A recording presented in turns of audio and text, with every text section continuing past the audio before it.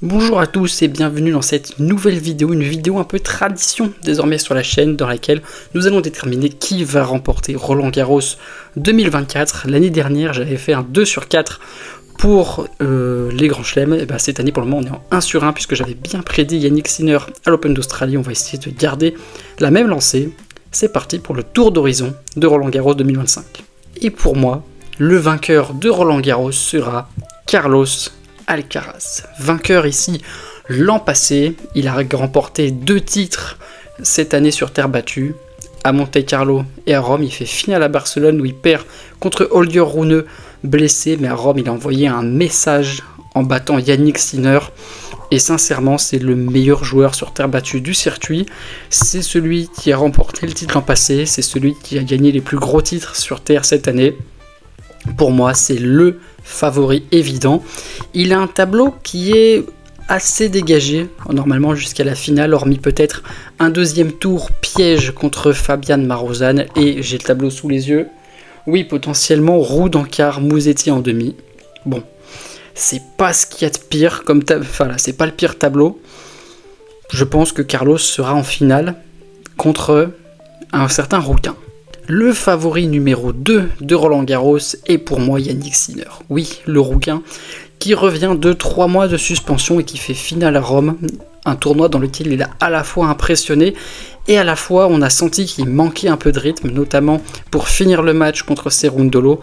Puis ensuite il y a eu la démonstration contre Casper Ruud qu'il a exterminé 6-0, 6-1. C'était peut-être le meilleur match de sa carrière, mais voilà.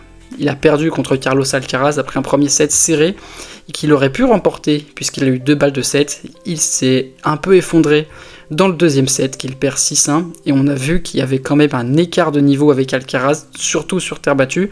Il n'a pas un tableau des plus faciles, potentiellement Fokina au 3e tour ou Lehečka, puis Fils ou Rublev en 8e. C'est pas le tableau le plus simple pour Sinner, mais normalement ça devrait aller jusqu'à la finale, où je le vois perdre contre Alcaraz. Donc, l'outsider numéro 1 de ce Roland-Garros, c'est pour moi Alexander Zverev, qui n'a pas eu un tableau facile, puisqu'il pourrait tomber sur Cerundolo en 8e, puis Djokovic en quart. Zverev, depuis le début de saison, bon, voilà, c'est pas un joueur que je porte très haut dans mon cœur, et il baisse de plus en plus dans mon estime, puisque après sa finale à l'Open d'Australie, où j'avais dit qu'il irait en finale, et ben la tournée sur terre battue américaine elle a été désastreuse. Puis après la tournée aux États-Unis, Indian Wells, Miami, c'était pas mieux. Monte-Carlo il perd contre Berrettini, il remporte Munich, alors des conditions très particulières à Munich. Quand tu vois qu'en finale c'est Bell Shelton contre lui, bon, tu te rends compte que c'est quand même un tournoi un peu particulier pour de la terre battue. À Madrid, il perd contre Cerundolo, je crois. Et là à Rome, il perd aussi encore contre Musetti, et puis des excuses. Ouais, il joue défensif, il attend la faute de l'adversaire. Là, il a sorti à Hambourg, il perd contre Alexandre Muller au 2e tour. Oui, j'ai vomi 45 fois dans la nuit, j'avais 39 de fièvre, machin. Tu joues contre un mec qui a la maladie de Crohn, qui chie du sang avant chaque match. Voilà, c'est pas en prenant des excuses comme ça que tu vas y arriver. Le seul truc que je vois à Zverev, c'est le format 5-7 qui peut lui pardonner un début de match un peu lent et des premiers tours un peu compliqués. Mais voilà, je le vois ni passer Zverev, enfin ni passer Sinner, ni passer Alcaraz, et peut-être même pas passer Cerundolo en 8e, ça m'étonnerait pas.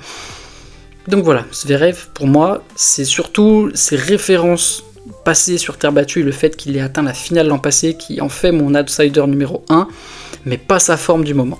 Il y en a un qui va être à surveiller avec sa forme du moment, c'est Lorenzo Musetti, finaliste à Monte-Carlo, demi-finaliste à Madrid, puis encore une fois demi-finaliste à Rome.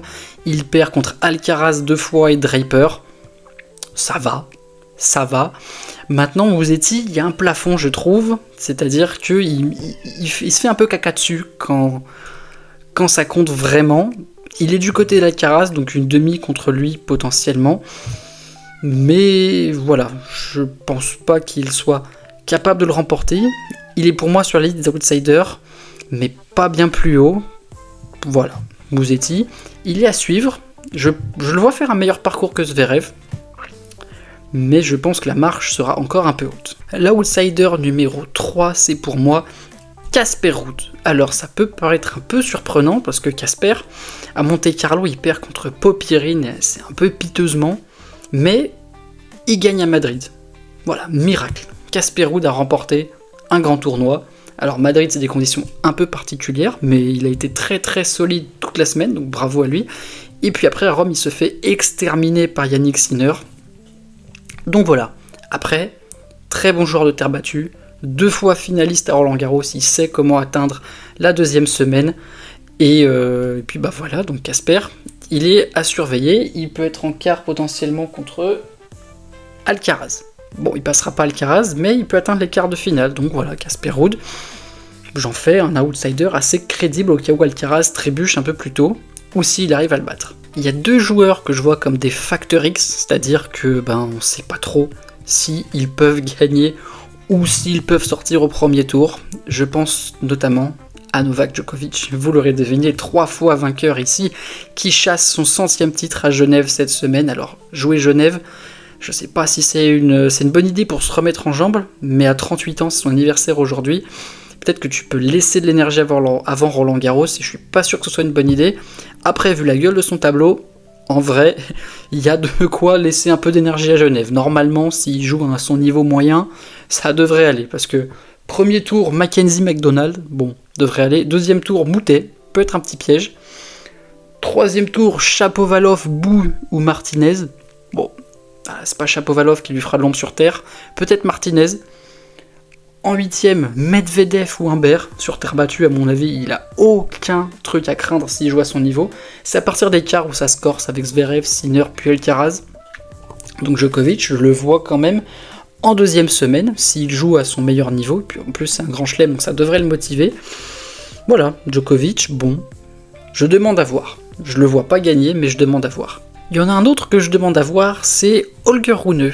Holger Rune qui est du côté de Lorenzo Musetti, il est dans son 8ème de finale, donc c'est potentiellement son adversaire en 8ème, et ce serait un très beau match si Holger joue à son meilleur niveau. Après, en théorie, ses premiers tours devraient passer, c'est pas facile, mais ça devrait le faire pour Holger, qui a remporté Barcelone en battant Alcaraz, un très beau tournoi, puis après il s'est encore blessé, enfin on sait pas trop avec lui, à Madrid puis à Rome. Voilà, on espère le voir en forme, et lui, pour le coup, il a le jeu pour déranger pas mal de joueurs, je pense. L'année dernière, il avait poussé Zverev au 5-7 en 8ème, il n'était pas passé si loin de le sortir. Je pense qu'un Rune concentré et focus peut faire mal. Après, il faut qu'il soit concentré, focus et fit. Un petit mot sur les potentiels coupeurs de tête qui n'ont pas été garnis. On commence par Arthur Fils. Arthur Fils qui a fait une très bonne tournée sur terre battue, voilà, je vais le dire, qui a fait une très bonne tournée sur terre battue, il perd contre Alcaraz à Monte-Carlo, et sincèrement, il méritait de gagner ce match. Il l'a secoué, c'est celui qui a le plus secoué Alcaraz, puis après à Barcelone, par contre, il n'a pas réussi à le secouer, mais bon, il fait demi à Monte-Carlo, demi à Barcelone, puis après Madrid et Rome, c'était un petit peu moins bien pour Arthur, mais bon, pourquoi pas après son tableau. C'est un enfer, vraiment, c'est Jarry au premier tour, bon, Jarry cette saison, voilà, mais ça reste un terrien, puis après c'est Mounard ou Carbelli, puis il est du côté de Sinner en 8ème, il a aussi Roublet, enfin bref, Fils, il a un tableau, c'est un cauchemar, mais s'il est focus, ça peut passer. Et l'autre, pour moi, le coupeur de tête potentiel, c'est Cerundolo, donc qui est du côté d'Alexander Zverev en 8ème. Et passer Zverev en 8ème, ça lui donnerait un quart contre Djokovic, qui est le même que l'année dernière. Donc, Cerundolo, je me dis que ça peut être la surprise du côté de Zverev, du côté de Sinner. Et le voir en demi, s'il est focus, peut-être, à voir. Mais Cerundolo, pour moi, attention, c'est peut-être le joueur le plus dangereux pour les favoris. Un petit mot du tableau féminin, où pour le coup, qui va s'imposer ? Là, j'en ai absolument aucune idée. Mais on va dire Iga Swiatek. Allez, on va partir sur le triplé pour Iga Swiatek. Non, ce quadruplé, ce serait son 4e Roland Garros consécutif, donc je vais partir sur Swiatek, mais voilà, cette saison c'est compliqué pour elle.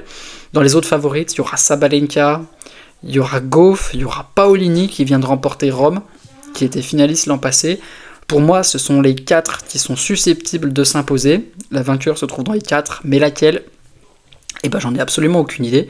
Mais je vais dire Swiatek parce que sur terre battue, c'est celle qui a le jeu qui colle le plus à la terre battue. C'est la triple tenante du titre.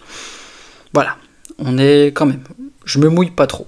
Et pour vous, qui va gagner Roland Garros 2025? N'hésitez pas à me le dire en commentaire, à liker cette vidéo, à la partager et à vous abonner à mon Insta et à mon TikTok et à la chaîne YouTube bien évidemment, puisque tous les jours il y aura un petit résumé de la journée et d'un match s'il y a eu une grosse surprise.